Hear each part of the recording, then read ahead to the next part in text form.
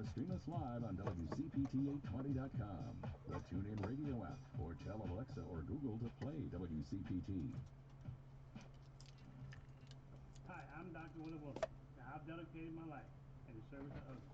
As Reverend Dr. Martin Luther King Jr. said, life's most pressing and urgent question is, what are you doing for others? By supporting the reparation bill, I am working for the descendant of slaves to gain generational wealth, education, housing, jobs, and service for senior citizens.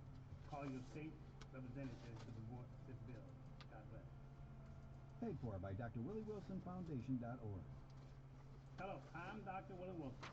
It's time for reparations. Reparations for the black communities are bigger than a single check.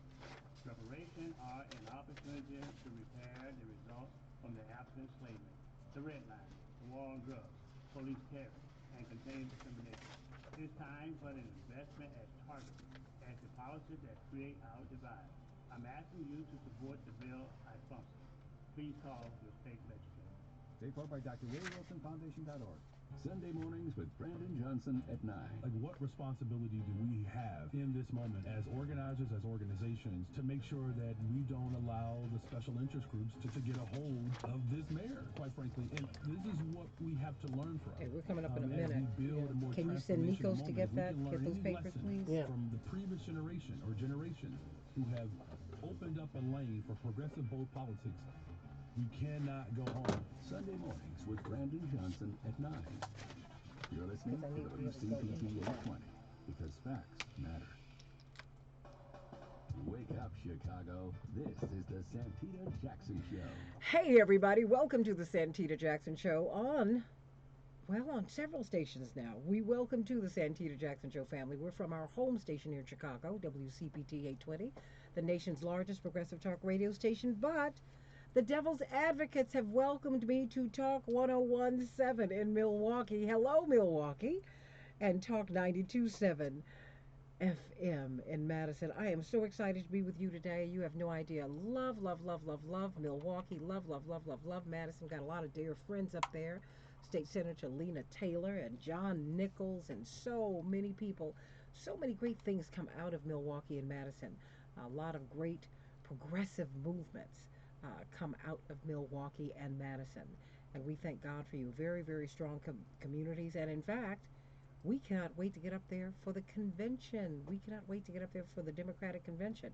And boy, what a convention it will be. We are streaming live on Talk1017fm.com, Talk1017fm.com, Talk927fm.com, Talk927fm.com, and WCPT820.com. Now, if you want to take a look at me and say hello, please go to my Facebook page, the Santita Jackson and Friends page. Santita Jackson and Friends. We stream live. Santita Jackson and Friends. And on YouTube, the Santita Jackson Show. Boy, oh boy, I'm so excited to be here. It's wonderful to be able to go into these different markets, and especially my neighbors, my brothers and sisters to the north in Wisconsin. What do you think is going to happen at that convention? Call me at 773-763-9278, 773-763-WCPT, and let me know what you think about Klobuchar and Buttigieg dropping out. What do you think about the fact that Beto O'Rourke endorsed Biden? Was that... Now, look, I have to tell you, that threw me a little bit. But, you know, Beto O'Rourke, who I love to pieces, his father was the chairman of the Jesse Jackson 88 Texas campaign and was very, very supportive in 1984. But, you know, he has, like many of us, he has a bit of a mixed background. His mother is a very, very strong Republican. And, you know, I think he's still a good guy, but it's very interesting that he is lined up with the establishment in this season. So, you know, I want to hear from you. What do you think about that? Do you think that this is going to strengthen Bernie Sanders and the Warren Sanders wing of the party? That's what I call it, because they're both great progressives, and I'm glad that they are in the race. Do you think it's time for Elizabeth Warren to drop out and coalesce behind Bernie Sanders? I mean, tell me, what do you think? I want to know. Or do you think that she continues to make another compelling case that strengthens his argument in a very interesting way? So, If you're in Chicago tonight, and those of you who are in Milwaukee, you're not that far away. We're going to have a listening, well, actually a viewing party, Lady B. This is my producer, Lady B. Lady B. How you doing? Say hello to everybody, Lady B. Hello, everyone. Vidalia Tejeda. I'm excited. Very excited. It's a very exciting time, and we say send our love to Mike Crute, Yes. and Matt Cummings and Mark Pinsky who got us over here. So hey, everybody, call us at 773-763-9278, 773-763 WCPT. I can't wait to get back up to Milwaukee and Madison so I can get some of those butter burgers. Mm. Yes, yes. I'm a foodie, so just so that you know, I am definitely that. But it's going to be great, everybody. Let me know what you think about this campaign, which continues within the past 24 hours. Just there's been a big shakeup. It seems to me that the anti-Bernie movement has now coalesced and it's now public. I don't know any other way to put it. The anti-progressive movement, the push against progressives in the Democratic Party. I don't know any other way to put it. So you let me know what you think is going on here. So call me at 773-763-9278, 773-763 WCPT. Yes, even those of you who are listening in Milwaukee on Talk 1017 FM, Talk 1017 FM, or in Madison, Talk 927 FM. And you can stream live on those websites as well, talk1017fm.com and talk927fm.com, as well as WCPT820.com, and, of course, on my YouTube page, The Santita Jackson Show. Please like and subscribe, or you can also go to my Facebook page and join our Morning Stars. You can join that group. It's wonderful.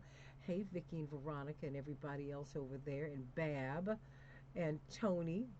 Aloha. Paula, Linda, you are going to love everybody over there. Shirley from Philadelphia, Marnie, and David Masiotra, brilliant writer from Salon, who is on the show all the time. In fact, he's going to be on here in a hot second as we talk about the Emmett Till Anti-Lynching Bill. It's taken more than 100 years for this bill to be passed to make lynching a federal hate crime. But there were 4 congressmen who voted against it. They said it's government overreach. What do you think about that? I say, really? Are you kidding me? Government overreach to declare lynching a federal crime, the Emmett Till Anti-Lynching Bill. And we have Chicago Congressman Bobby Rush to thank for his stewardship of that bill. I'm going to be talking with a very, very interesting panel about that. Dwight McKee, a noted social scientist, as well as David Masiotra from Salon Magazine. Can't wait to hear from them. And in the next hour, we're going to talk about Lady B, Super Tuesday. It is Super Tuesday, everybody. Are you in California? Because we have some listeners out in California. We have them all over the place. And are you voting today? Texas, it is. They have closed a lot of voting sites, which of course has disadvantaged what? Voters of color. Oh, Texas, come on. You guys got to stop it. Stop it. Lady B, let's run through a few of these headlines so we can get right to the show today. I'm so excited to be with you today. So, so, so excited. And but let's get to it. And I want to hear from you today. I want to hear what you're thinking about Super Tuesday. What are you thinking about Amy Klobuchar and Pete Buttigieg leaving the race, and Beto O'Rourke showing up to support Biden? Would you have expected Beto O'Rourke to have supported Biden or Warren or Sanders? That kind of came out of left field. Yes. Oops. Did you know that Vice President Biden said he's open to a Republican running mate? Remember that? That was in December, everybody. Mm-hmm. I want you to remember that as we are moving to vote, because in Chicago we'll be voting on March 17th. There is a remarkable poll. I read this in Common Dreams a little earlier today that shows that Democratic voters in Texas and California who will be voting today view socialism more positively than capitalism. Wow. Is that surprising to you?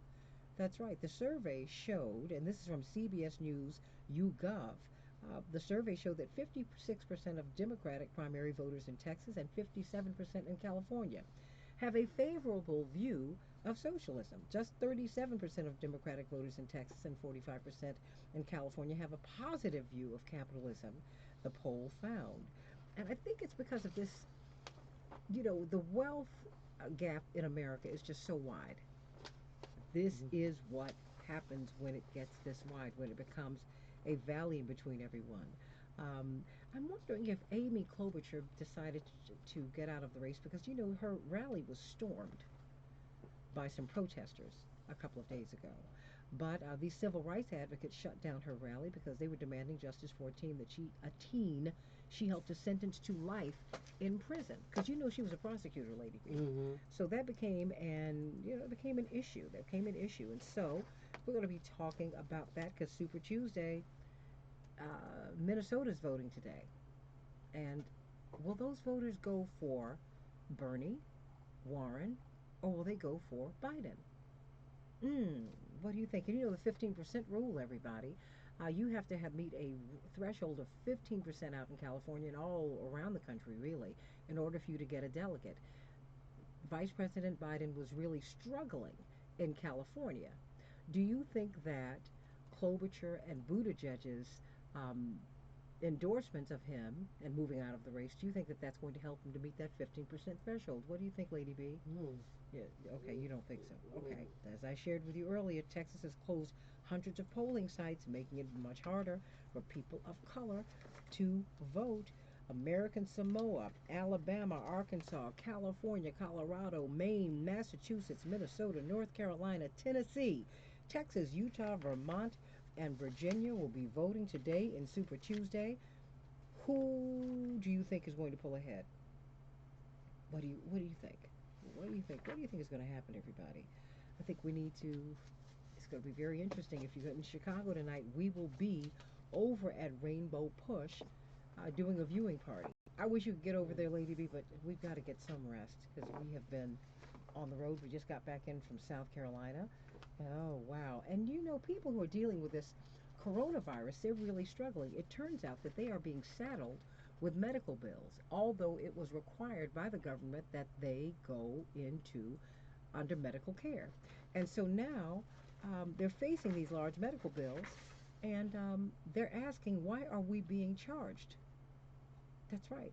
Public health advocates, experts, and others are demanding that the federal government cover coronavirus testing and all related costs after several reports, including one in the New York Times, detailed how Americans in recent weeks have been saddled with exorbitant bills.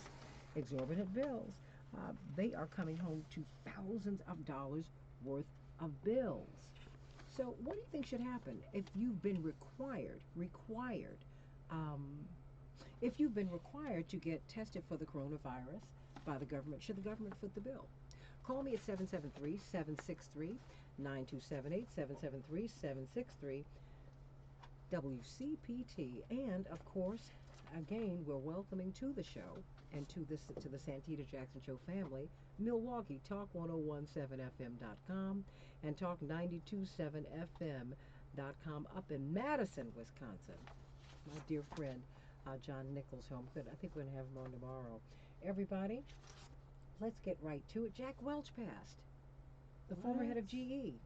Oh, wow. Yeah, 84 years of age. Wow, shocked me.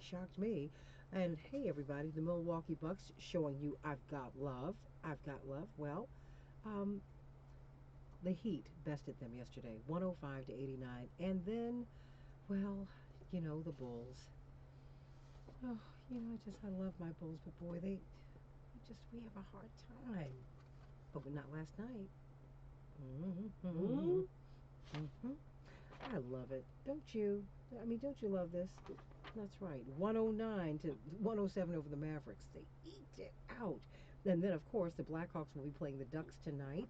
And in Madison, we're expecting a high of 42 degrees. Today, we're expecting a high of 48 degrees in Chicago. And I think it's beginning to feel a lot like springtime. What do you think? There was almost a disastrous week in the stocks, in the stock exchange yesterday, but they rallied. They had the worst week that they've had since the economy collapsed, in 2008. And then it rallied. The Dow rallied 1,294 points yesterday, really up 1,300. Well, they needed to bounce back. And so we'll see how all this goes, everybody. So I see the calls are coming in, and we're going to get right to you. But first, we want to talk about this Emmett Till anti-lynching bill. The Emmett Till anti-lynching bill. It has taken 100 years for a for lynching to be designated a federal hate crime. It was first introduced in Congress more than 100 years, and it has taken H.R. 35 100 years to be approved. It was a bipartisan vote, 410 to 4. And who were the four who voted against it, citing government overreach? What do you think? I think we need to call their names. Ted Yoho of Florida, Louis Gohmert of Texas, Thomas Massey of Kentucky, and guess what? Justin Amash of Michigan, who famously switched from being a Republican to being an independent over impeachment. So what does this mean? And 16 members did not vote. 16 members did not vote. So I would say this, let's put it up to 20. 20. And did you know that Emmett Till's father was also lynched? Did you know that, Lady B? He was a veteran. Yep. So let's talk about this. What do you think about the federal anti-lynching bill? Do you think it should be law? Do you think that Mitch McConnell is going to push this through the U.S. Senate, or is he going to let it sit in the dustbin like he has 300 plus other bills? Let me know what you think. In the meantime, let us welcome David Maciotra of Salon Magazine to the show. He's a brilliant writer, brilliant thinker, and of course, hey, I'm trying to bring the best people I can to you. Dwight McKee, brilliant social scientist. Let's talk about this anti-lynching bill as we take your calls about Super Tuesday. Super Tuesday in this. We've opened up the phone lines on the Santita Jackson Show. David Maciotra, welcome to the show. Dwight McKee, welcome to the show. Let me start with you, Dwight McKee. The federal anti-lynching bill, H.R. 35. It's the Emmett Till Anti-Lynching Act. It took 100 years for it to be passed. Why do you think it took 100 years? Because it's not just an anti-lynching bill, it's an anti-black bill. It's been the method of public punishment for blacks for 100 years. And people don't really know by and large that the word picking a neck comes from public lynching. It was turned into a public spectacle. People dressed up, people bought lunches, and people used it as, before baseball, as part of the national pastime. And so there is a deep-rooted tradition of lynching in America. And the fact that it has been used to punish people outside of the law is deeply embedded in American culture as baseball and apple pie. So at one level, I'm not surprised that there was some resistance to it. Since Ida B. Wells has always been resistance to the notion of making a federal crime. And yet, had we been lynched by the Taliban, had people lynched by that's considered a hate crime. I think it has really a lot to do with the fact it was us being lynched, and not others. David Maciotra, what do you make of this? Santita, congratulations on the well-deserved syndication in Milwaukee and Madison. The topic is a serious one. The fact that it took the United States government multiple decades to pass this bill is indicative of the corrosive and toxic strain of racism that runs through American politics and culture, and furthermore, a certain malignant indifference to racism. That's what we often don't discuss. So there was an attempt to categorize Trump supporters, for example, as either racist or misguided populists who are concerned about lousy trade deals, and poor economic policies, especially in rural America. Or we can turn on a point of nuance and identify a third category, indifferent to racism. Throughout a certain sector of the American population, there's a belief that racism does not matter. And that's what you saw with those 4 congressmen who voted against the bill, one of which, Justin Amash, is an ideological libertarian, and he cites government overreach.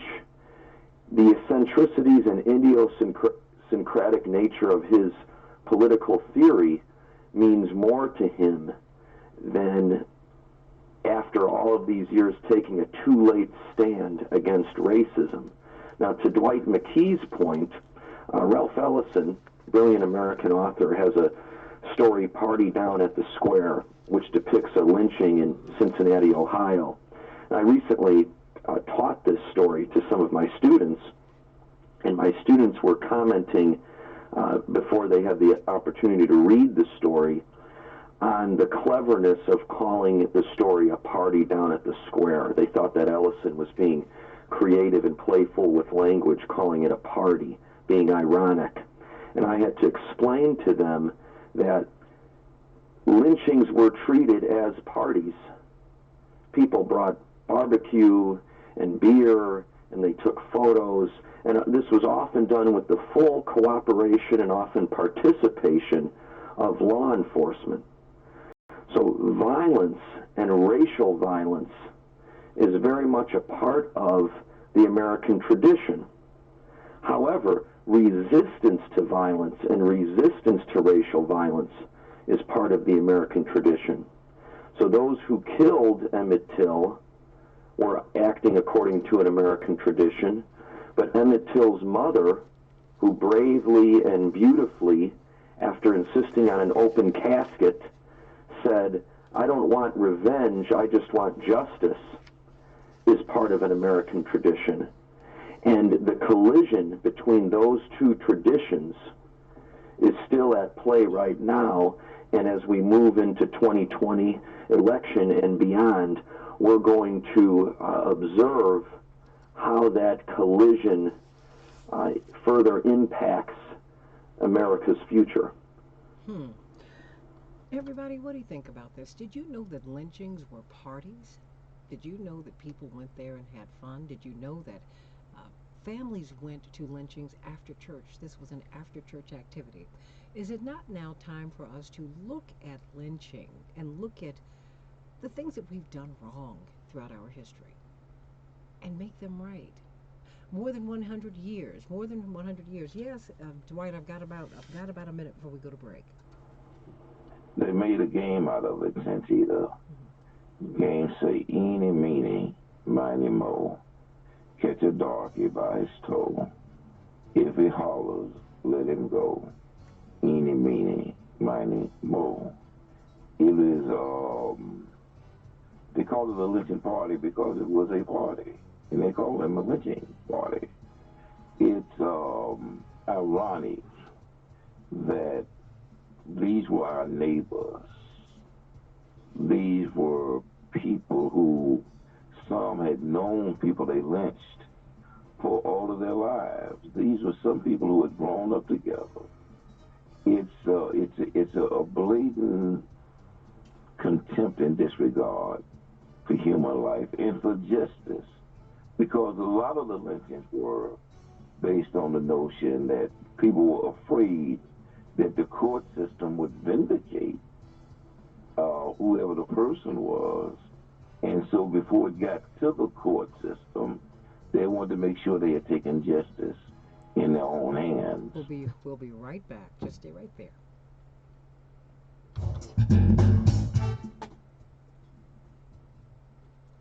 Hi everybody, this is Santita Jackson. Join me on the Santita Jackson Show, Mondays through Fridays, 6 to 8 a.m. morning drive on WCPT 820, Chicago's Progressive Talk, where facts matter.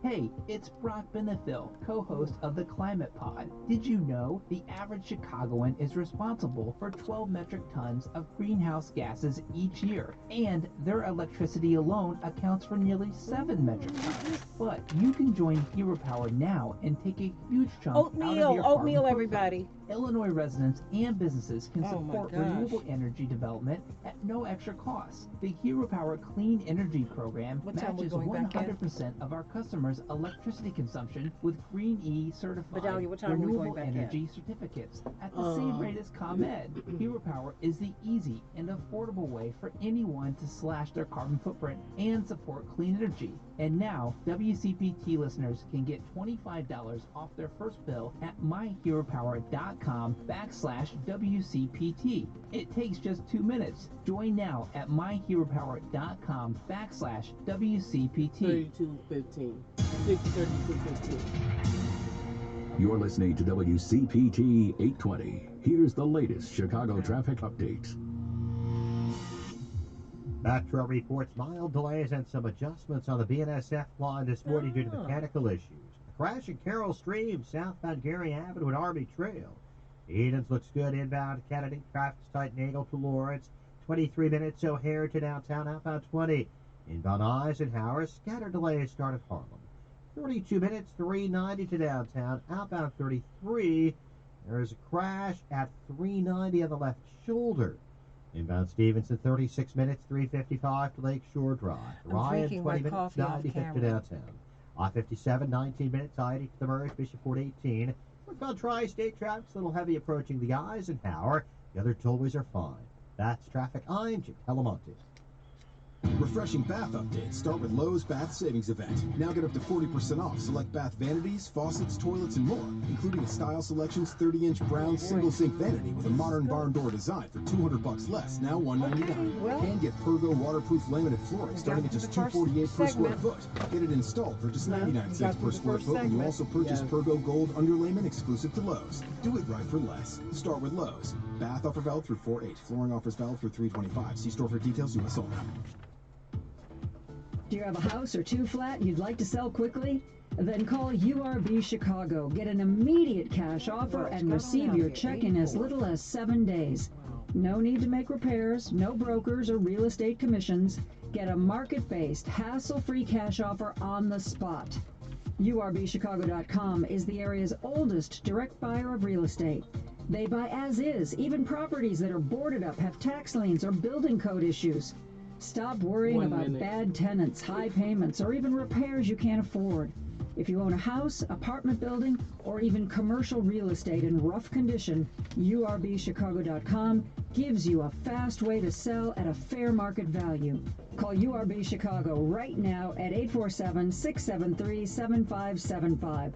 That's 847-673-7575. Or visit URBChicago.com. Do business more powerfully during Dell's semi-annual sale. Save up to 45% on Dell computers and servers with Intel Core processors. It's time for you to upgrade to new modern devices with Windows 10. Also, save on electronics and accessories plus free shipping on everything and special financing with Dell Business Credit. Call 877-BUY-DELL to talk to a Dell Technologies advisor who can help you find just the right tech. That's 877-BUY-DELL or visit Dell.com/business deals. Chicago's Progressive Talk, WCPT 820, where facts matter. Hey everybody, welcome back to the Santita Jackson Show. So excited today. Lady B and I are very, very happy because we are now up in Chicago, Milwaukee, and Madison, Wisconsin, our neighbors to the north. Talk 101.7 FM. That's right in Milwaukee. Talk 92.7 FM in Madison, and WCPT 820 AM here in Chicago. So call us at 773-763-9278, 773-763-WCPT, as we talk about this anti-lynching bill, something that Ida B. Wells tried to get passed more than 100 years ago. And finally, a former member of the Black Panther Party, who is now serving in Congress, Congressman Bobby Rush. This has been a passion of his to push this anti-lynching bill, and H.R. 35 has been passed. I wonder if Mitch McConnell is going to take it to the Senate so that it can become law. Well, everybody call me at 773-763-9278, 773-763-WCPT. We're going to be taking calls about this and calls about Super Tuesday, because we are in Super Tuesday. This is going to be a big, big, big, big day. 14 states are at play. What do you think is going to happen? Do you think Bernie Sanders will emerge victorious, even as we watch the centrists coalesce around each other? I mean, like, quickly. And then even Beto O'Rourke was endorsing Joe Biden. I was like shocked. As we're talking with David Maciotra of Salon magazine, and Dwight McKee, noted social scientist, about this anti-lynching law, I want you to continue to call me at 773-763-WCPT, 773-763-9278, as we take your calls about this and Super Tuesday. Let me ask you this. First you, David Maciotra, and then you, Dwight McKee. David Maciotra, what is it? Do you think it's important?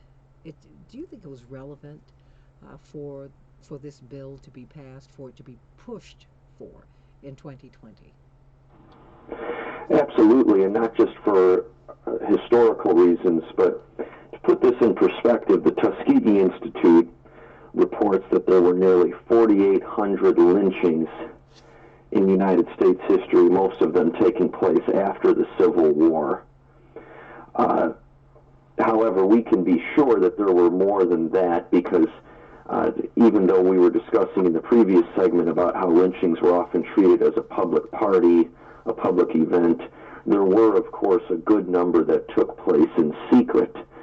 For example, during one of my many wonderful conversations with Reverend Jesse Jackson, he mentioned when he was a child in Greenville, South Carolina, a widespread rumor that an activist had been lynched, but there was never any proof of it because it was done in secret. So we know that number is higher than 4,800. However, never, not once, not one time, did the federal government intervene to investigate the extrajudicial murder of an American, even when local law enforcement participated. So the federal government failed, successively failed, severely failed to protect the life and civil rights of its citizens. They just simply turned the other way. So that made a mockery, that made a bad joke out of life, liberty, and the pursuit of happiness. So what we have seen time and time again is that the federal government must act as the watchguard, the roving bodyguard of civil rights. And if they fail to do so, then the abuse and violation of civil rights and human rights will occur, because we cannot trust these states, especially these former Confederate states, to honor civil rights. We see now they will not honor voting rights since the Shelby Supreme Court decision. We have so many schemes and tricks to undermine the voting rights of Black, Latino, and Native American voters. So symbolically, historically, but more important, legally, the United States needs federal intervention into the failure of state governments to uphold the rights to life and liberty and the franchise of the citizens of its states, most especially its black citizens. But these congressmen said this was government overreach. I mean, what is your response to that? Well, I mean, they have an eccentric position, and you can see only 4 took that position. However, being in a minority doesn't mean they're wrong. They have an interpretation of the United States Constitution that wouldn't have even allowed for the Civil Rights Act to pass. So it's an odd, fundamentalist reading of the United States Constitution that isn't really applicable to modern life in the United States of America. And we should reject any theory that places a literalist interpretation of a document that at the time of its conception included slavery and did not allow for women or poor white men to vote above protecting the lives of our citizens. Dwight McKee,